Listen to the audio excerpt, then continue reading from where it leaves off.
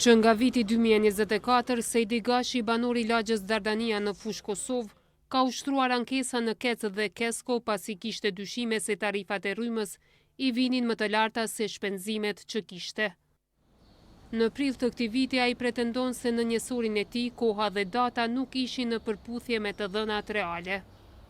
Shpërputhja në kohë reale ishte dikon 2 orë 20 e pak minuta, ndërkaq data ishte rreth 10 ditë kishte dallim data reale me datën që figurante në display në njësorit elektrik. Për këtë më 1 prill ai është ankuar në komisionin e themeluar nga Ministria e Industrisë për verifikimin e njësorëve elektrik. Një ditë pas ankesës, sipas tij zyrtar të KEC-it pa paralajmërim ia ka ndërruar njësorin elektrik. Si rrjedhoi Gashi pretendon se KEC-i është munduar t'i humbë gjurmët e keqfaturimit i cili sipas tij ka qenë shumë vjeçar.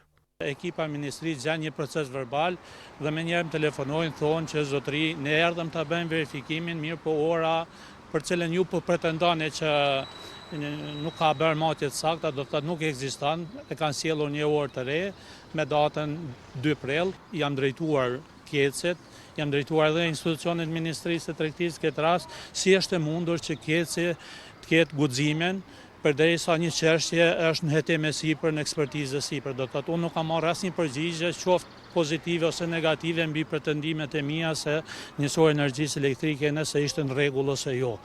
Mirë po nga KEC-i thonë se ndrrimi i njësorit është bërë sipas procedurës së rregullt dhe se i njëjti do të dërgohet në laborator për verifikim.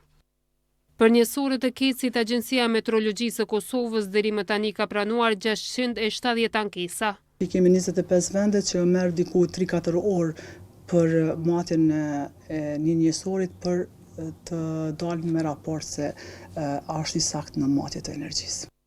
Ministria e Industrisë ka bërë të ditur se kanë shqiptuar gjobë 30.000 euro ndaj KEC-it për shkak të konstatimit të 6 njësorëve me afat të skaduar të verifikimit. Nga kjo ministri ka njoftuar se kanë kërkuar nga KESCO kompenzim të konsumatorëve që janë dëmtuar. Ndërsa prokuroria themelore në Prishtinë ka konfirmuar ETK-s se policia është autorizuar për mbledhjen dhe grumbullimin e informatave lidhur me këtë çështje.